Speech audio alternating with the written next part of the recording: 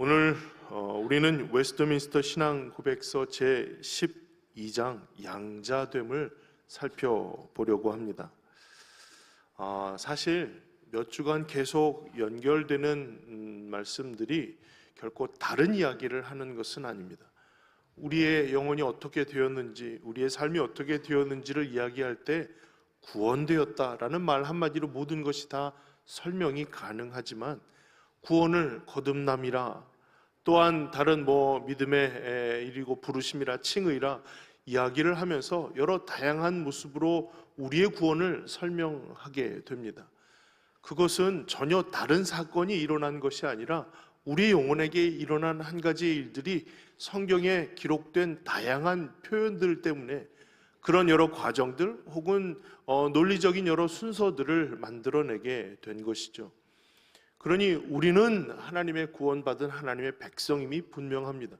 이것 말고 더 이상 다른 어떤 것으로 우리의 존재를 설명하지 않아도 됩니다. 그런데 오늘 특별히 더해서 우리에게 강조하는 우리의 신분은 하나님의 자녀가 되었다는 말입니다. 여러분, 성경의 내용을 조금은 우리가 축약을 해서 한마디로 표현하자면 아버지 하나님의 자녀 사랑 이야기예요. 하나님께서 그 자녀들을 얼마나 사랑하셨는지, 그에게 행하신 약속들을 다 지키시고 그 약속을 지키시기 위해서 예수 그리스도를 이 땅에 보내시고 그 귀한 삶이 시작될 수 있도록 마련하신 아버지의 마음을 담은 그 아들과 아버지의 이야기가 바로 이 성경 말씀이라고 해도 과장이 되지 않는 그와 같은 내용이라 할 수가 있습니다. 그래서 여러분들께서 오늘 이 자녀됨, 양자됨에 대한 이야기를 나눌 때에 여러 성경의 말씀들이 계속 겹쳐져서 또 언급되고 또 언급되고 또 인용되고 그런 반복되는 인용을 보실 때 우리에게는 이런 센스가 필요합니다. 이거 중요한 말씀이로구나. 그러니까 우리의 구원을 설명하는 일에, 또 우리의 신분을 설명하는 일에 중요한 말씀이 되는구나 라고 생각하시고 그 말씀들을 되도록이면 오래도록 기억할 수 있도록 반복해서 읽고 또 읽으시면서 새기는 은혜가 있었으면 좋겠습니다. 그래야 우리 구원에 대해서 흔들고자 하는 수많은 미혹하는 세력들이 있어요.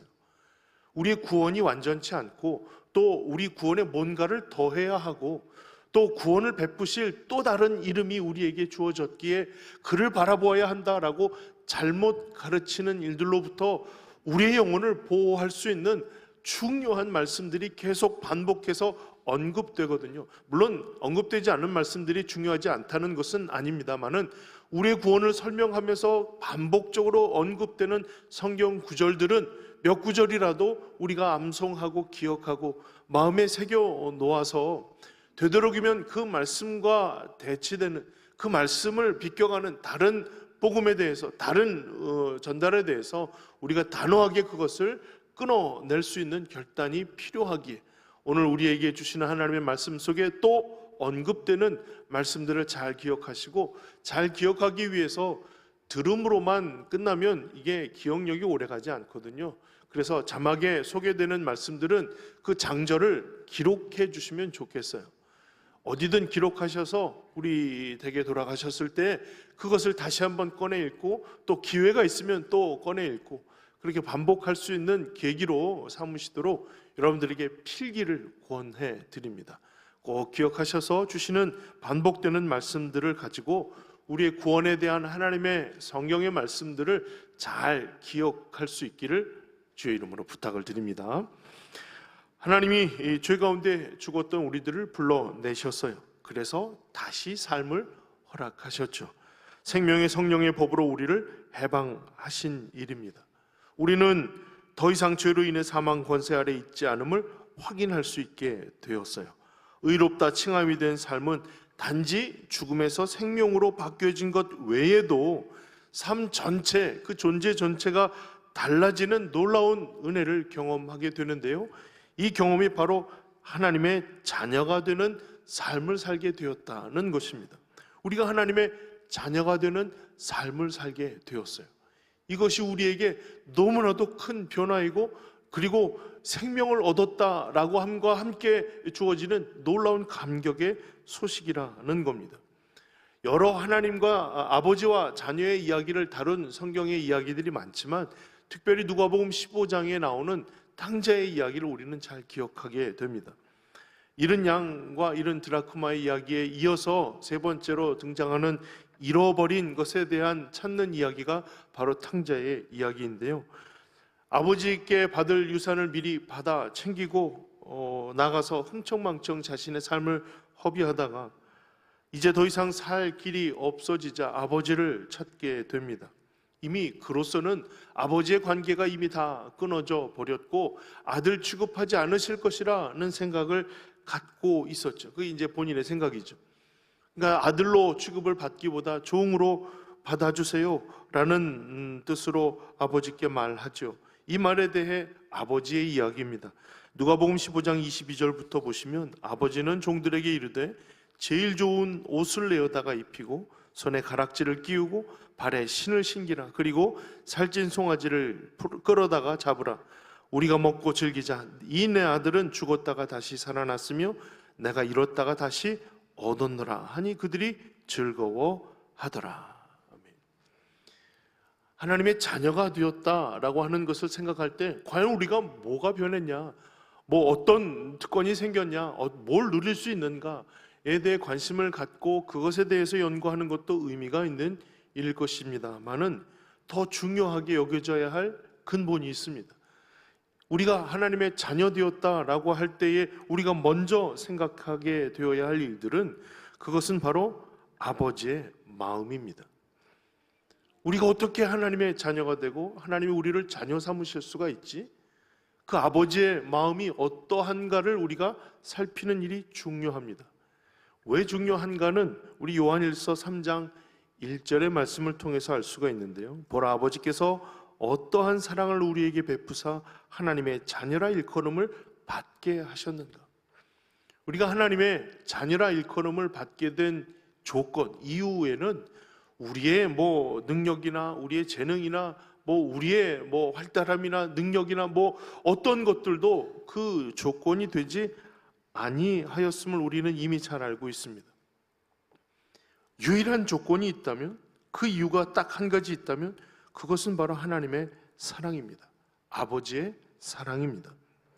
이것이 얼마나 우리에게 다행스럽고 은혜가 되는 말씀인지 모릅니다. 우리의 것이라면, 그것이 조건이 되어서 합격한 것이라면 그것이 다하여졌을 때는 다시 버려짐이나 내침이 되지 않을까요? 내게 가진 재능이 합격의 유일한 조건이었는데 그 재능이 사라진다면, 그 지혜가 사라진다면, 그 강건함이 사라진다면 우리의 자녀됨이 취소될 것인가? 우리는 그것이 조건이었다면 늘 두려워하며 살아가게 될 것입니다만은 변치 않으실 하나님의 사랑이 자녀 삼으신 이유라는 것이 우리에게 은혜가 되고 감사의 제목이 될 수가 있는 일이죠. 이게 변하지 않는다는 거예요. 하나님의 사랑이 결코 변하지 않는다는 것입니다. 우리 아까 주보 광고에 이 일정은 변경될 수 있습니다 라고 안내를 해드렸잖아요. 그러니까 인간의 모든 과정들이 그렇습니다. 뭐 하나 영원하다라고 하는 것이 없어요. 내가 너를 사랑한다는 인간의 말조차도 변하게 되죠. 때로는 내가 가지고 있는 지혜, 지식, 강건함도 사라지게 됩니다. 변할 수 있는 일이에요. 변경되거나 또 퇴화되거나 그것이 사라질 수도 있는 일이기에 그것을 의지하고 그것이 조건이 될 수는 없는 일이죠. 그런데 감사하게도 하나님의 사랑이 그 조건이 되었어요. 우리를 자녀 삼으시는 유일한 조건, 그러나 변치 않고 영원한 그 조건이 우리가 하나님의 자녀가 되는 이유가 되었다는 것이 우리에게는 감사하고 감격스러운 내용이라는 겁니다. 그 사랑이 우리를 살려주셨고 그 사랑이 우리를 자녀 삼으심을 결코 주저하지 않는 이유가 되었다는 거예요. 탕자를 받으실 때 아버지의 결단력에는 결코 주저함이 없었습니다. 얘를 받아야 할까 말아야 할까? 내 가슴을 아프게 했던 이 자식을 내가 지금 받아? 아니면 나중에 받아? 결코 주저하지 않았어요. 제일 좋은 옷을 입히고 자녀를 증명하는 상속자임을 알리는 가락지를 끼우고 신발도 없이 고생하며 유리하는 그런 인생에 신을 신겨 다시 살아난 나를 기쁨으로 잔치하는 일들이 아버지가 그날 그 순간 바로 결단한 내용이었어요. 이 모든 것이 사랑이라는 것으로 다 설명이 됩니다. 어떻게 용서가 되고 어떻게 받을 수가 있고 어떻게 그에게 가장 좋은 것으로 어떻게 그를 다시 상속자로 세울 수가 있을까? 사랑이라는 말로 다 설명이 됩니다. 아니, 좀 더 다르게 표현하자면 사랑으로 밖에는 설명되지 않는 일이 바로 자녀 삼으신 일입니다. 우리는 이러한 하나님의 사랑으로 하나님의 자녀가 되었습니다. 그 사랑이 오늘도 우리 가운데 임하시고 또 그 사랑으로 말미암아 우리가 하나님의 자녀됨을 확인할 수가 있어요. 더욱 감사한 일은요, 이 사랑이 어떤 것으로도 끊어지지 않는다는 선언을 하게 된 겁니다. 로마서 8장 38, 39절에 내가 확신하노니 사망이나 생명이나 천사들이나 권세자들이나 현재일이나 장래일이나 능력이나 높음이나 기쁨이나 다른 어떤 피조물이라도 우리를 우리 주 그리스도 예수 안에 있는 하나님의 사랑에서 끊을 수 없으리라. 아멘. 이 끊어지지 않는 영원한 사랑이 우리가 하나님의 자녀됨의 이유가 되었어요. 그래서 하나님은 하나님의 자녀가 된 이들을 끊임없이 사랑하시고 끝까지 사랑하십니다. 이 놀라운 사랑의 하나님을 의지하고 신뢰하시기를, 하나님이 여전히 끝까지 끊임없이 사랑하고 있음을 기억하고 고백하는 사랑하는 주의 모든 성도님들 되시기를 주의 이름으로 축원합니다. 그런 의미로 보면 우리는 하나님의 끊임없는 사랑받는 하나님의 자녀들이 되었어요. 이 사랑이 너무나도 감격스럽고 기쁜 일이에요.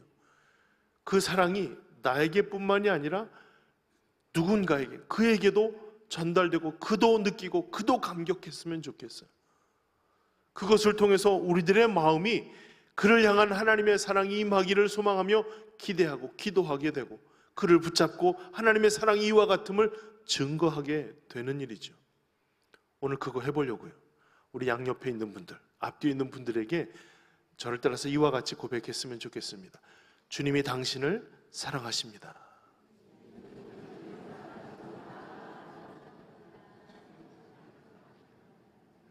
나도 그 사랑으로 당신을 사랑합니다.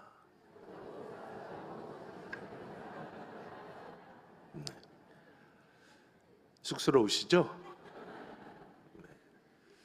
자꾸만 내 안에 그냥 이런저런 내용들을 전달하는 것은 괜찮겠지만 내 진심을 보이고 그 사랑을 고백하는 일들은 쉽지 않은 일이에요.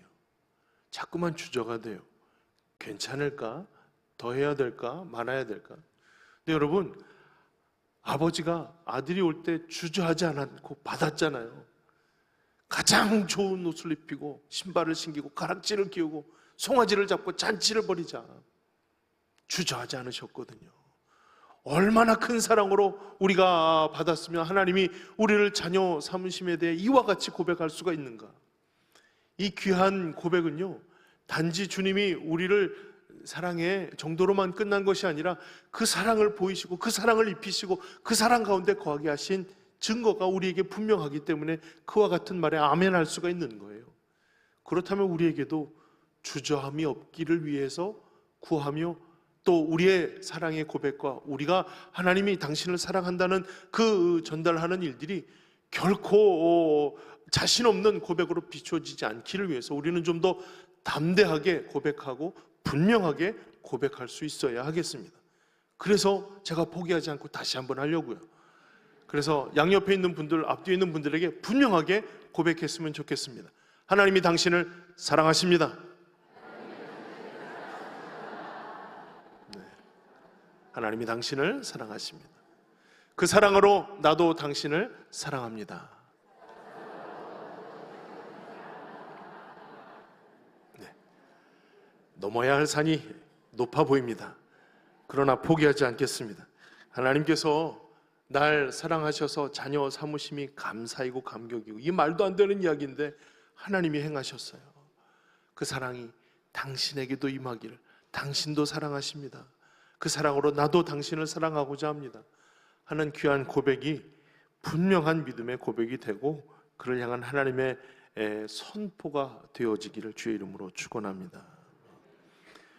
요한복음 1장 12절에는요 이런 말씀이 있어요. 영접하는 자 곧 그 이름을 믿는 자들에게는 하나님의 자녀가 되는 권세를 주셨으니, 하나님의 자녀가 되는 권세, 하나님의 자녀가 되는 권세, 혹은 하나님의 자녀의 권세를 하나님이 주셨다는 겁니다. 이게 자녀가 되는 권세, 자녀의 권세가 있다는 거예요.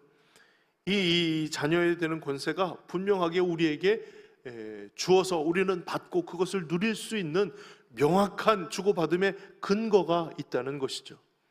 그러니까 우리가 자녀가 맞나가 아니라 분명히 자녀임을 확신할 수 있는 근거를 주고받았다는 거예요. 그러니까 이 근거가 명확하다라고 하는 것은 이 불변의 조건을 선언하심의 근거가 분명히 있다는 거예요. 어떻게 우리가 하나님의 자녀가 되었는지 그 근거가 명확하고 그 자녀의 권세가 주고받음을 분명하게 우리가 깨달아 알 수 있는 근거가 있다는 말씀이에요. 그 근거가 바로 예수 그리스도의 십자가 사건이죠. 날 위해 아낌없이 내어주신 그 사건, 믿는 자들, 영접하는 자들에게 그 귀한 하나님의 자녀됨의 권세가 예수 그리스도의 십자가를 통해서 확증이 되었어요. 그래서 그를 믿는 자마다 멸망치 않고 하나님의 자녀로의 영원한 삶을 살 은혜의 길이 열리게 된 것이죠. 이 권세를 하나님의 유업을 받을 상속의 권세가 포함되어 있어요. 그래서 갈라디아 4장 4절부터 7절, 제가 아까 본문으로 읽었던 말씀인데요, 다시 한번 읽겠습니다. 때가 참에 하나님이 그 아들을 보내사 여자에게서 나게 하시고 율법 아래에 나게 하신 것은 율법 아래에 있는 자들을 속량하시고, 속량하셨다는 말은 값을 주고 사셨다는 거예요. 우리로 아들의 명분을 얻게 하려 하심이라. 너희가 아들임으로 하나님이 그 아들의 영을 우리의 마음 가운데 보내사 아빠 아버지라 부르게 하셨느니라. 그러므로 네가 이후로는 종이 아니요 아들이니 아들이면 하나님으로 말미암아 유업을 받을 자니라. 사랑하는 성도 여러분, 하나님의 나라의 유업을 받을 자가 되었다는 거예요. 이제는 종이 아니라는 것이죠. 하나님이 우리를 자녀 삼으신 것은 우리 일 시키려고, 일꾼이 없어서 일 시키려고 일 시키실 욕심으로 우리를 부르신 것이 아니에요. 하나님의 자녀 삼으셔서 하나님의 나라의 유업을 허락하시기 위해서 우리를 자녀 삼으신 것이죠. 그러면 여기서 다시 한번 질문을 갖게 됩니다.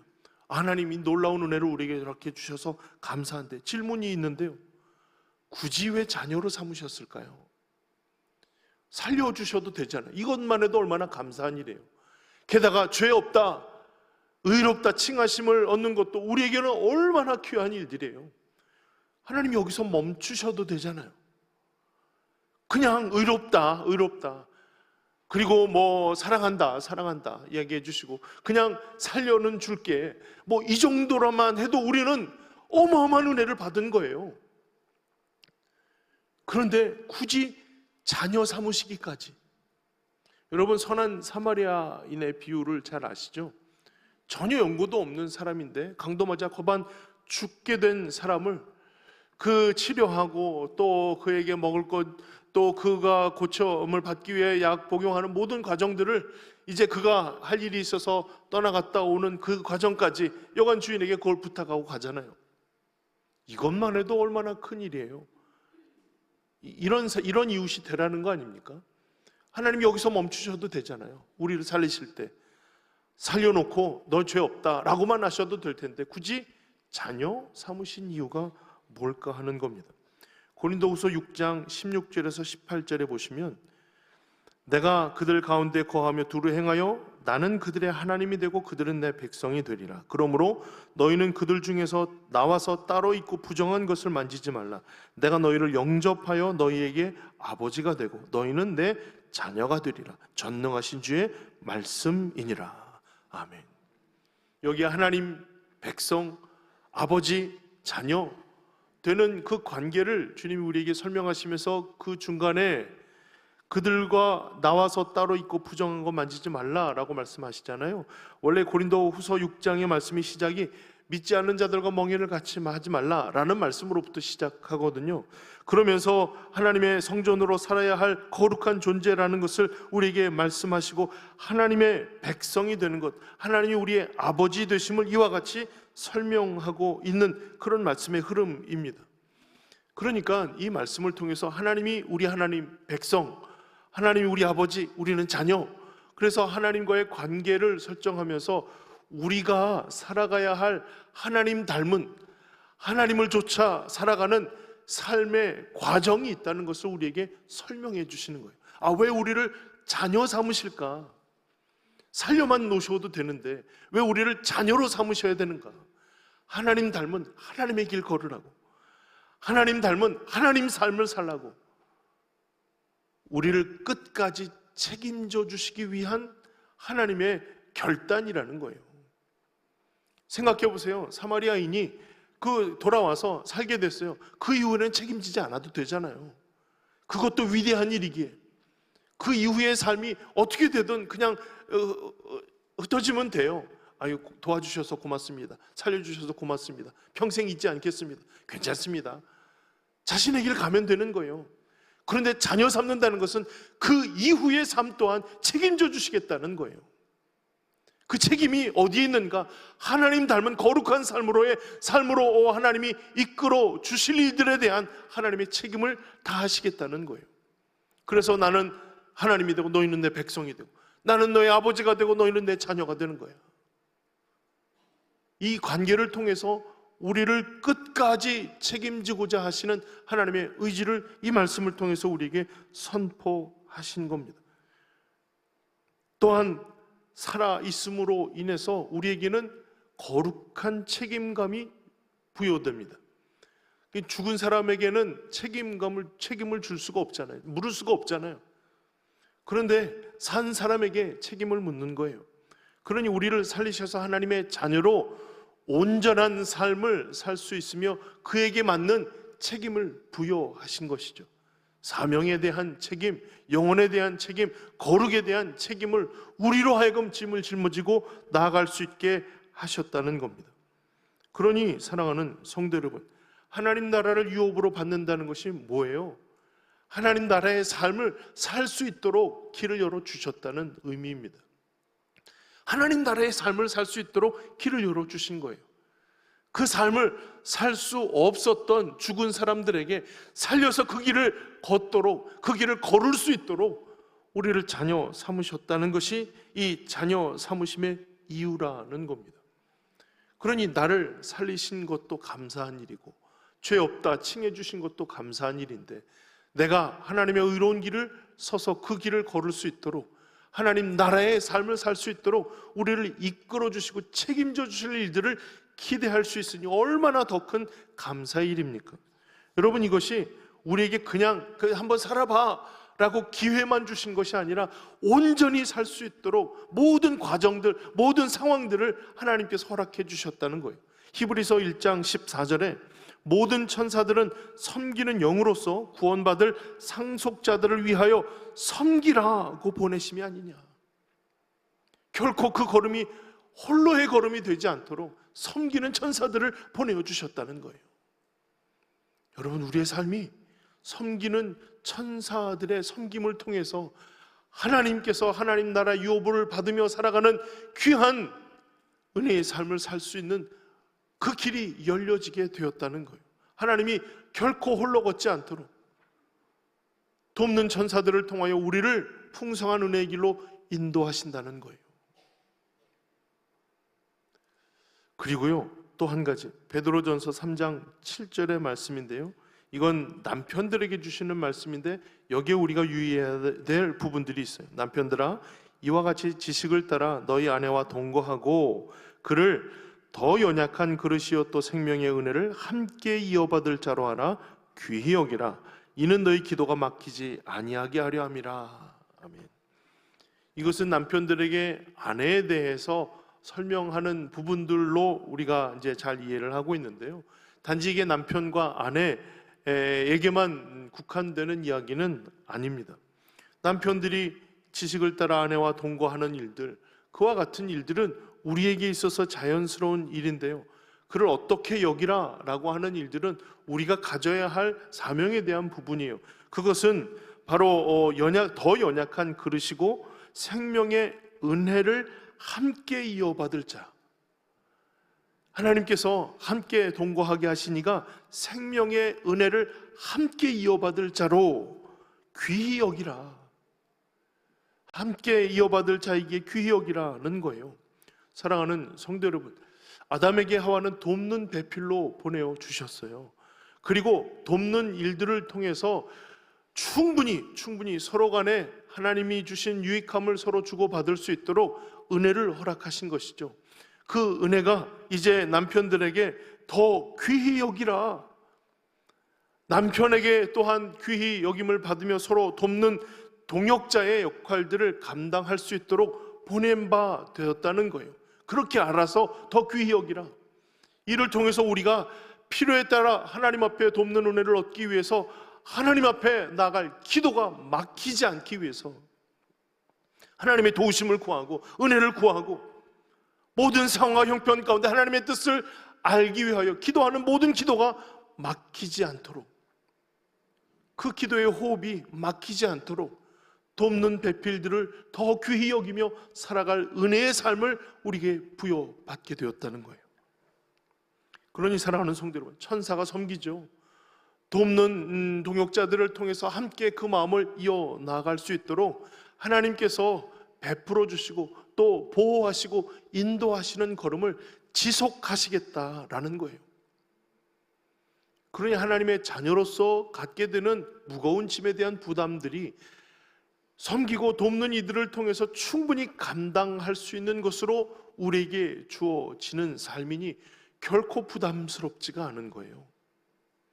여러분, 하나님의 자녀가 되었다라고 하는 것이 때로는 부담이거나 마음에 큰 어려움인 분들이 있으시잖아요. 하나님의 자녀가 되었다라고 하는 그 사실이 우리에게는 미처 입술로 고백할 수 없는 주저되는 그와 같은 상황 가운데 있는 분들이 있으시잖아요. 근데 결코 그 믿음이 외롭지 않다는 것은 충분히 도울 천사들, 도울 반려자들을 통해서 하나님께서 우리들의 마음과 생각에 합당한 것으로 채울 일들을 지속하심을 통해서 우리는 충분히 감당할 수 있는, 또 그 은혜를 누릴 수 있는 자리에 서게 되었다는 것을 기억해야 한다는 겁니다. 결코 홀로 서지 않도록 동역자들과 또 함께 은혜를 이어받을 수 있도록 기도가 연결되고 이어질 수 있게 하시겠다는 말씀들을 잘 기억하시기를 주의 이름으로 축원합니다. 이것이 하나님의 자녀가 된 은혜이고 특권이고 감격이에요.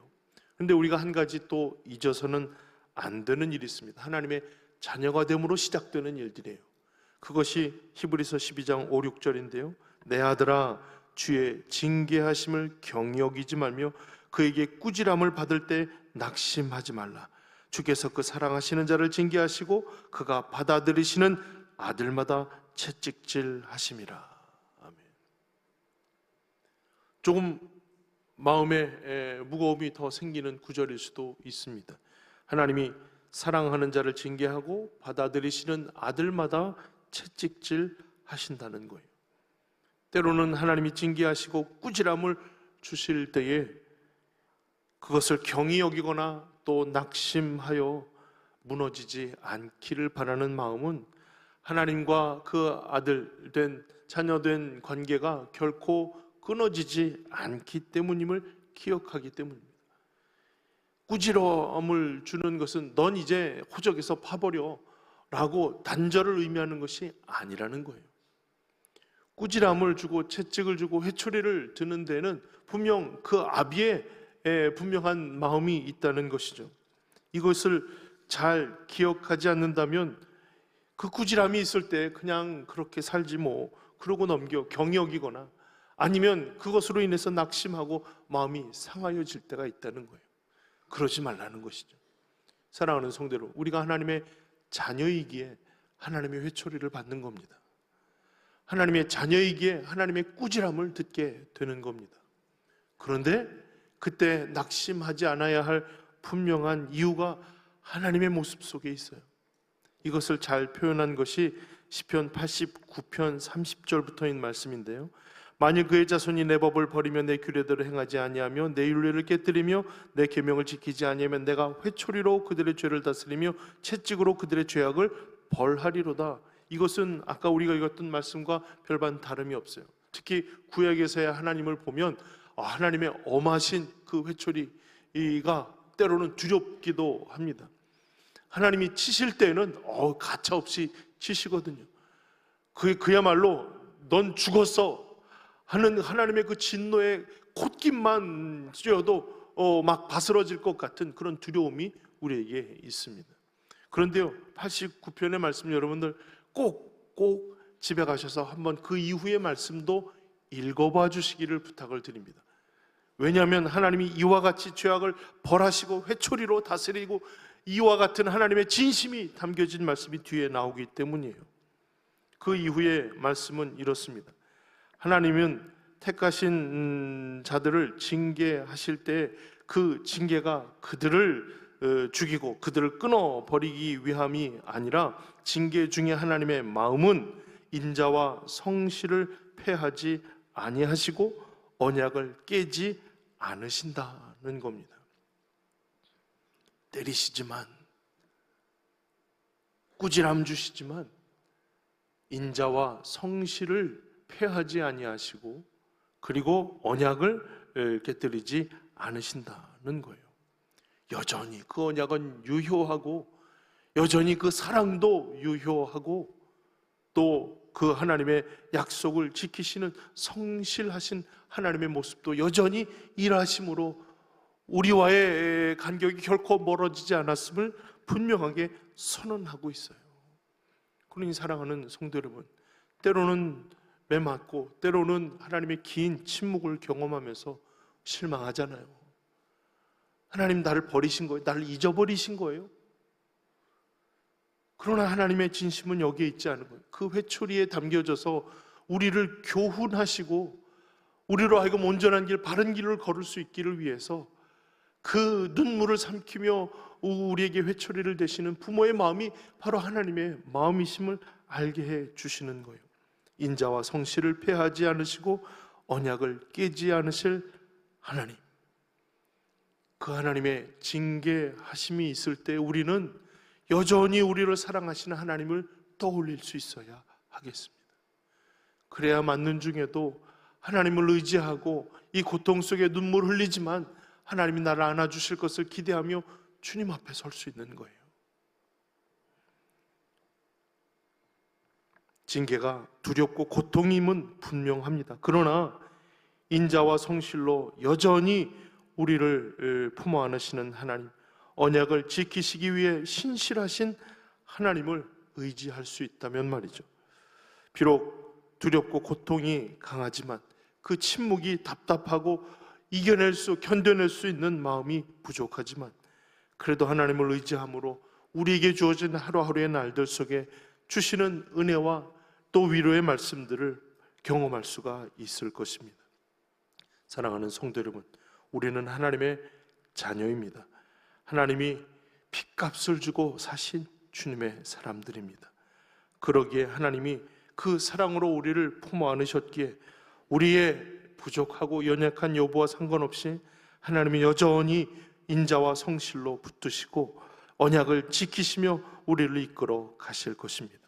이 하나님을 의지하고 이 아버지를 더욱 신뢰함으로 주님을 구하는 믿음의 성도들 되시기를 주의 이름으로 축원합니다.